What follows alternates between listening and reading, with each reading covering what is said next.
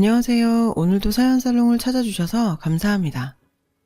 얼마 전 결혼한 초보 아줌마예요. 이혼율과 부부싸움 빈도가 가장 높은 건 결혼하고 1년 이내래요. 그래서 그런가 우리 부부도 요즘 엄청 싸우며 지내고 있어요. 큰 싸움은 아니고 자잘한 투닥거림이 대부분이지만 연애와 결혼이 다르다는 걸 새삼 느끼게 되네요. 같이 살다 보니 몰랐던 부분도 보이고 생활 패턴도 많이 다르더라고요.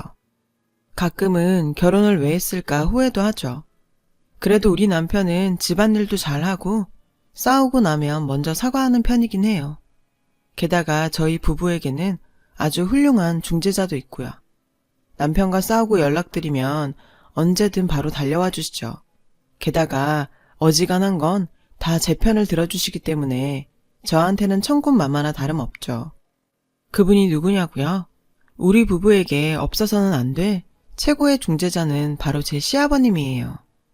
아버님은 제게 친구 같은 분이기도 해요. 저 어린 시절을 함께 해준 분이시거든요. 제 남편은 한식당 오너 셰프예요. 어릴 때부터 요리사가 꿈이었죠. 저희 아버님도 같이 일을 하고 계신데요. 카운터가 아닌 주방 일을 하고 계세요. 물론 연세가 있으시다 보니 메인 셰프는 아니지만 그래도 주방에서 일하길 원하셔서 주방의 자리를 잡아드렸어요. 늙은이라고 종이 보는 일 시키지 말고 불 앞에 서게 해줘. 이게 아버님 근무 조건이었거든요.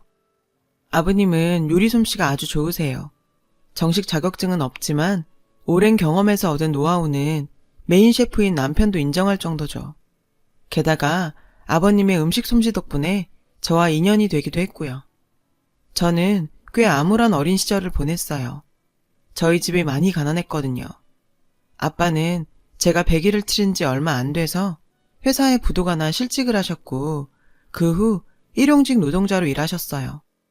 하던 일과 비슷한 군에 직장에 계속 서류를 넣고 구직 활동을 하셨지만 취업난에 휩쓸려 쉽지 않으셨죠.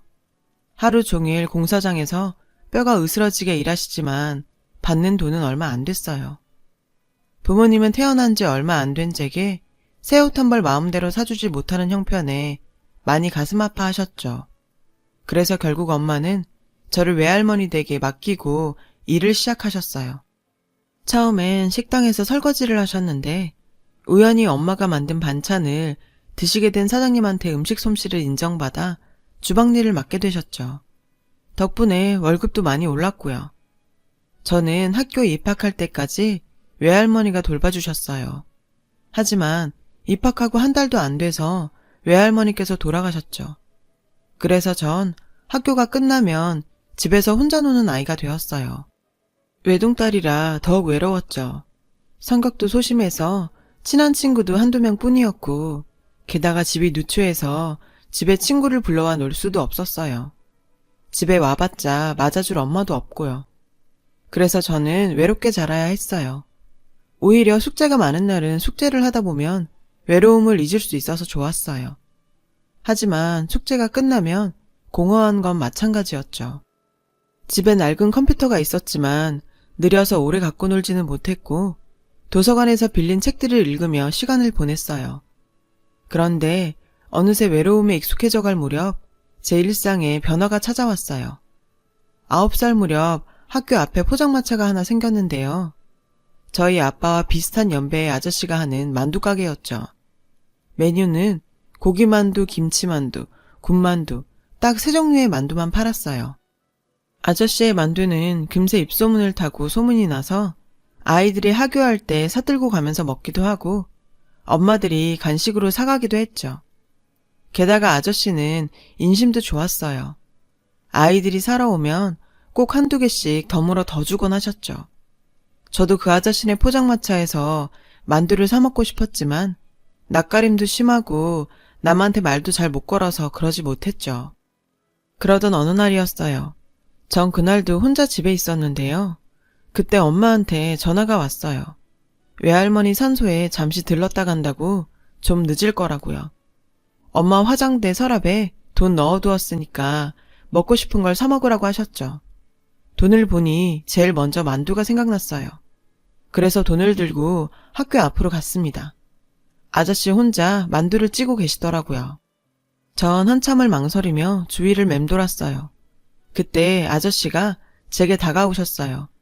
제 손에 들린 1,000원짜리를 보시고는 만두 사러 온 거니? 하고 물었어요. 전 고개만 끄덕였고요. 그럼 와서 먹어야지. 왜 그러고 있어? 아저씨의 물음에 나도 모르게 무서워서요. 라고 말해버렸지 뭐예요. 그러자 아저씨는 인자하게 웃으시며 제 손을 잡고 포장마차로 가선 뭘 먹고 싶냐고 물었어요. 저는 더듬거리며 주문을 했고 아저씨는 제가 낸 돈보다 4-5개를 더 얹어주셨죠. 그날 먹은 만두는 정말 맛있었어요. 왜 사람들이 아저씨네 만두 가게를 찾는지 알 것 같더라고요. 모든 일이 그렇듯 처음에 어렵지 다음은 쉽다고 저는 그날부터 단골이 되었어요. 엄마한테 매일 받는 용돈을 들고 방과 후 아저씨한테 가서 만두를 사 먹었어요. 손님이 많을 때는 집에 갔다가 한가할 때 다시 와서 사 먹었고요. 왜냐면 아저씨랑 얘기를 하고 싶었거든요. 아저씨는 제가 늘 혼자 집에 있다는 걸 아시고는 여기서 만두 먹으면서 아저씨랑 있어도 된다고 하셨거든요. 아저씨는 아는 것도 많고 재밌는 이야기도 많이 들려주셨어요. 언젠가 제가 아저씨는 왜 학교 앞에서 만두를 파냐고 물은 적이 있었어요. 어린 아이들을 보는 게 좋아서.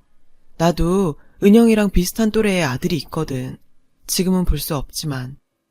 이렇게 말하는 아저씨 모습이 왠지 슬프게 보여서 저는 더 묻지 못했어요. 어린 나이였지만 아저씨한테는 남모를 가슴 아픈 사연이 있다는 걸 알 수 있었거든요. 우리 집은 형편이 나아지고도 이사를 안 가고 그 동네에서 쭉 살았어요. 그래서 전 고등학생이 돼서도 내내 아저씨와 함께 했죠. 제 생일에는 만두는 물론 작은 선물도 주시곤 했고요. 저도 아저씨 생신 땐 용돈을 모아 선물을 사드리기도 했어요. 그렇다 보니 저희 부모님도 자연스럽게 아저씨와 가까워지셨어요. 저를 잘 챙겨주셔서 늘 감사해하셨고요. 아저씨는 제 삼촌처럼 친구처럼 늘 저를 응원해주고 아껴주셨죠. 수능을 보던 날에는 아침 일찍 저희 집에 오셔서 시험 잘 보라고 찹쌀떡과 엿을 주고 가시기도 했고요. 그 응원 덕분인지 전 수능을 잘 치렀고 원하던 대학에 합격할 수 있었어요. 당시 저희 집 형편도 많이 나아져서 등록금을 내는데 큰 어려움은 없었죠. 국가장학금의 도움도 좀 받았지만요. 하루는 아저씨가 저를 부르시더니 입학 선물이라며 가방을 주시더라고요. 생각도 못했던 선물이라 전 감동했죠. 그래서 제가 졸업하고 돈 벌면 아저씨 가게를 내드리겠다고 큰 소리도 쳤고요. 대학에 들어와 처음 맞는 여름방학을 얼마 앞둔 날이었어요. 기말 시험도 끝났고 종강만 남겨둔 상황이었죠. 저녁에 집에 돌아오는데 늘 같은 자리에 있던 아저씨 만두 포차가 없지 뭐예요. 전 날이 더워 일찍 접으셨나 생각했죠.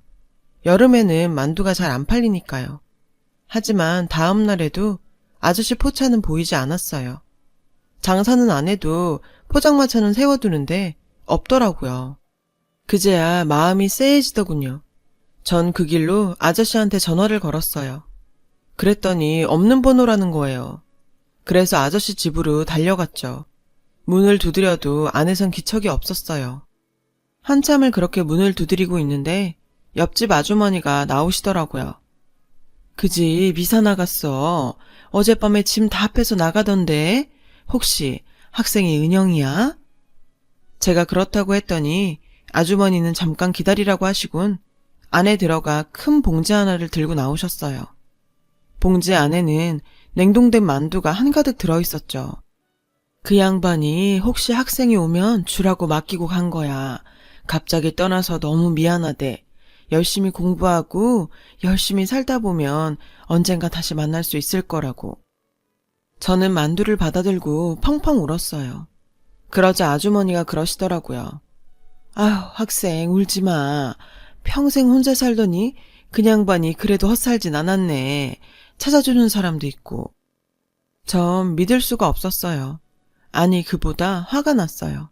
어떻게 나한테 이럴 수가 있나 싶어 서운했죠. 떠날 때 떠나더라도 인사 정도는 할 수 있잖아요. 난 아저씨를 친구라고 생각했는데 아저씨는 아니었던 모양이에요.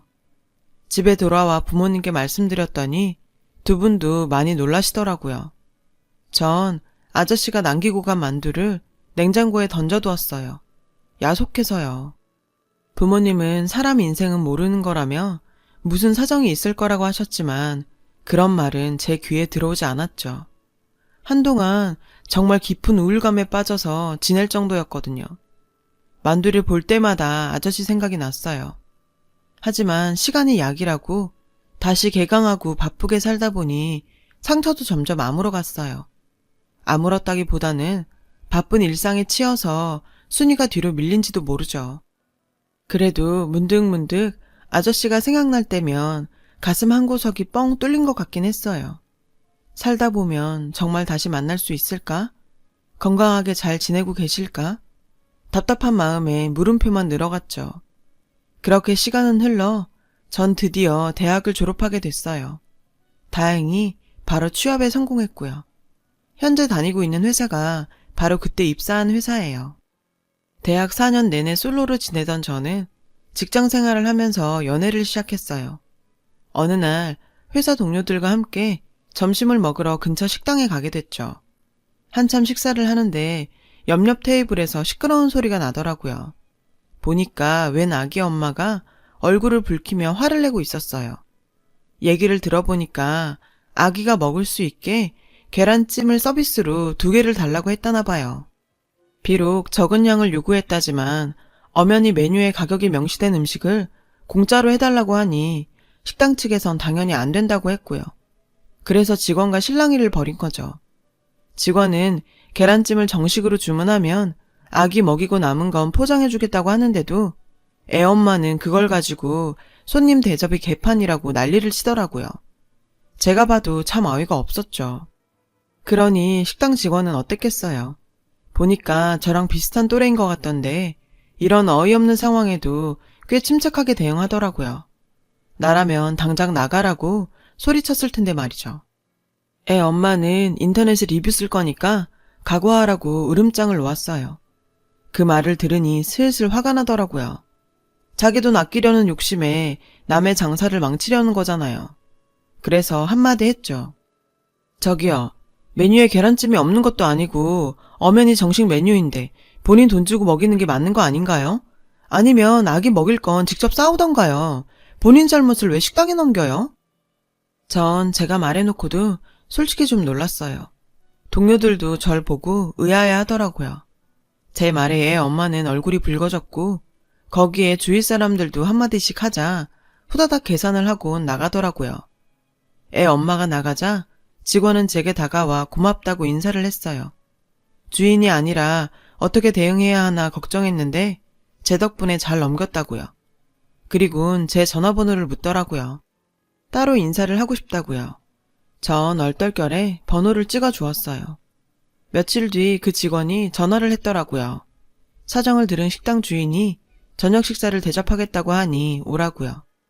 전 저녁을 먹으면서 그 직원과 이런저런 대화를 하게 됐는데 알고 보니 홀 직원이 아닌 그 식당 주방장이었더라고요.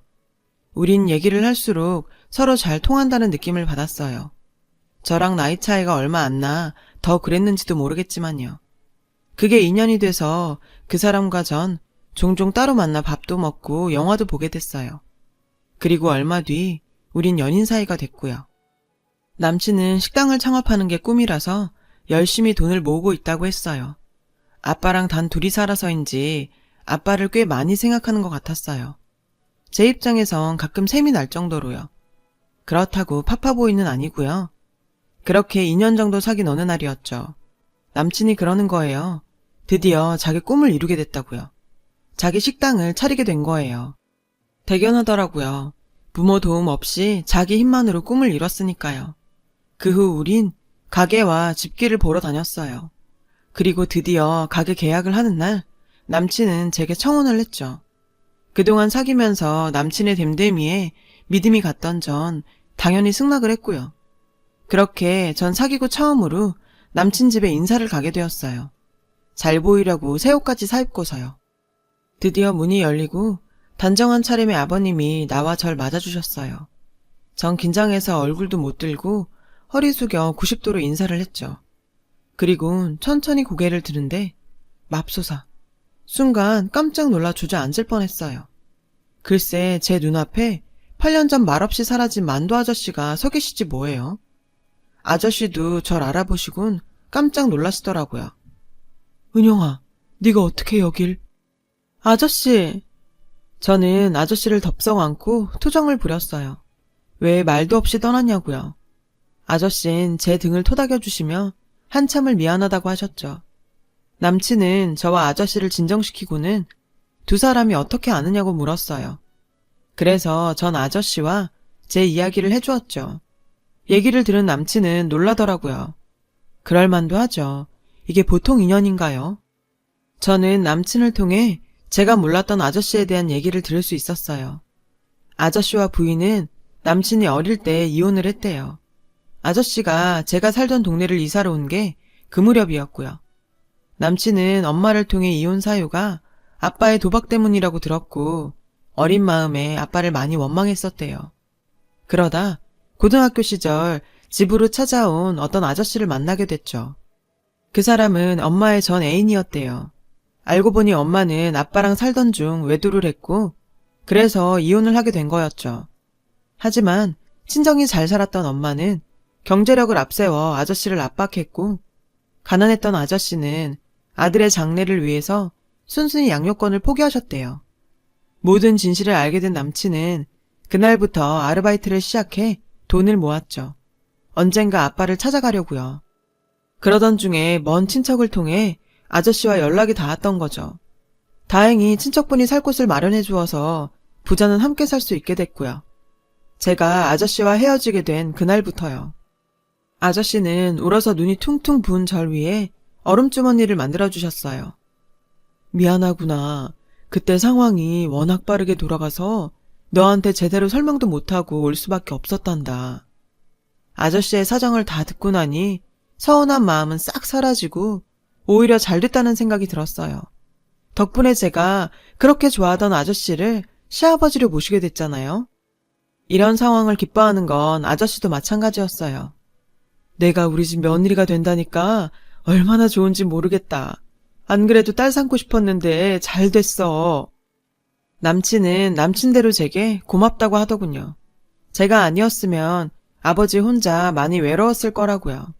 아버지 곁을 지켜줘서 고맙다고요. 그날 저는 집으로 돌아와 부모님께 이 사실을 전했어요. 제 얘기를 들으시곤 엄청 놀라셨죠. 세상에 무슨 이런 인연이 다 있냐고요.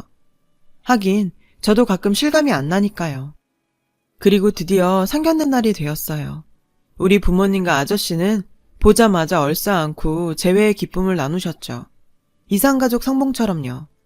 그러면서도 서운했던 마음도 전했어요.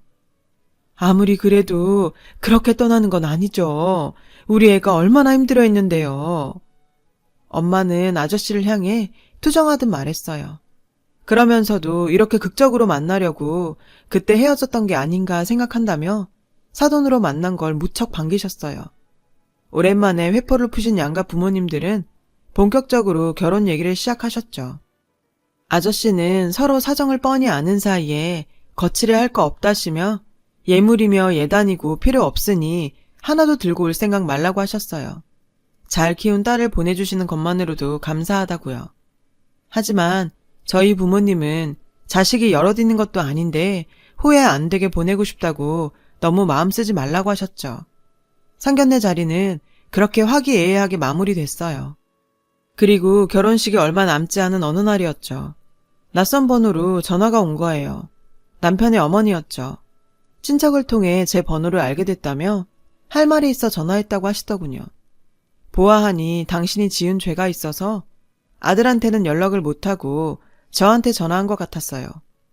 용건은 대략 이랬죠. 어떻게 시어머니한테 인사도 않고 상견례에도 안 부를 수가 있냐고요. 세상에 이런 경우는 없다시며 저희 집 가정교육까지 운운하시더라고요. 혼수 문제도 그렇고 예단비 문제도 상의해야 하는데 왜 코빼기도 안 보이냐고요. 제가 남편과 어머님 상황을 모른다면 모를까 다 아는 상황에 이런 전화를 받으니 좀 황당했어요. 그런데도 어머님은 시종일관 자신의 권리만 주장하셨죠. 그래서 예의를 지키는 선에서 대답만 하고 서둘러 통화를 끊을 생각이었는데 세상에 뻔뻔하게 저한테 시어머니 대접을 받으려고 하지 뭐예요. 그래서 참다 못해 한마디 해버렸어요. 저 죄송한데요. 아직 결혼 전인데 저한테 이러실 일은 아닌 것 같아요. 상견례 때 안 모신 건 아버님과 오빠 결정이잖아요. 그걸 제가 어쩌겠어요. 인사 받으시려면 오빠한테 말씀하세요. 오빠가 가자면 그때 따라갈게요. 제가 시댁 가정사에 이러쿵저러쿵 할 입장은 아닌 것 같으니까 그 문제는 오빠하고 상의하시고요. 결정되면 그때 인사드릴게요. 그랬더니 뭐 이런 막대먹은 기집애가 다 있냐며 이 결혼 절대 못 시킨다고 펄펄 뛰시더라고요. 안 그래도 시어머니에 대한 이미지가 안 좋았는데 아주 꼴도 보기 싫었죠. 전 전화를 끊고 남편한테 다 얘기했어요. 그러자 남편은 불같이 화를 내며 앞으로는 절대 전화 받지 말라고 자기가 만나서 해결하겠다고 하더군요. 그리고 며칠 뒤 남편한테 어머님을 만나러 간다고 문자가 왔어요. 물론 아버님께는 비밀로 하고서요. 그렇게 나갔던 남편은 밤 늦게나 돼서 집으로 돌아왔다고 하더군요. 그런데 어머님을 만나고 온 날부터 남편이 좀 이상하더라고요. 연락도 없고 무슨 고민이 있는 사람 같았죠. 그래서 남편한테 대놓고 물었어요. 왜? 어머님이 뭐라고 하셔? 자기 힘들면 내가 가서 사과드릴까? 그랬더니 남편이 대뜸 이러는 거예요. 우리 결혼식 미루면 안 될까? 황당했어요. 일주일밖에 안 남은 결혼식을 연기하자니요. 전 도대체 이유가 뭐냐고 물었죠. 그랬더니 이유는 묻지 말고 부탁 좀 들어달라는 거예요. 전 이유를 듣기 전엔 그럴 수 없다고 딱 잘라 말했어요. 그랬더니 엄마가 자살 기도를 하셨어. 연락받고 가보니 병실에 누워 계시더라. 같이 사는 분이 그러는데 자식한테 버림받고 결혼식에도 초대받지 못한 애미가 살아서 뭐하냐고 한탄하시더니 약을 드셨다나 봐. 그동안 엄마를 많이 미워했지만 나 때문에 목숨까지 버리려고 했다니까 자식된 입장에서 어떻게 모른 척해. 어떻게든 아빠를 설득해서 결혼식에 초대하겠다고 약속했는데 너도 이렇게 나오니 어쩌겠니. 나도 이런 말하는 거 힘들지만 그래도 어쩔 수 없을 것 같다. 우리 이 결혼 그만두자. 순간 심장이 멈추는 줄 알았어요. 어떻게 이렇게 쉽게 끝나요? 전 황당해서 아무 말도 못하고 있는데 남친은 그대로 일어나 가버리더라고요. 하늘이 무너지는 것 같았죠. 그동안 믿어왔던 남자한테 한순간에 버려질 줄은 몰랐으니까요. 그날 밤 집으로 돌아온 전 울다 지쳐 잠들었어요. 다음날 회사엔 병가를 내고 하루 종일 누워있었죠. 그런데 그날 밤 아버님이 저희 집으로 찾아오셨더라고요. 파혼 얘기를 들으셨다며 둘 사이에 무슨 일이 있었냐고 물으셨죠. 전 다 끝난 마당에 감출 것도 없다 싶어 어머님이 자살 기도를 한 사실을 말씀드렸어요. 그러자 아버님 표정이 굳어버렸어요. 그리고는 몸조리 잘 하라고 하시곤 바로 일어나셨죠. 그리고 일주일 뒤 전 무사히 결혼식을 올릴 수 있었어요. 도대체 어떻게 된 거냐고요?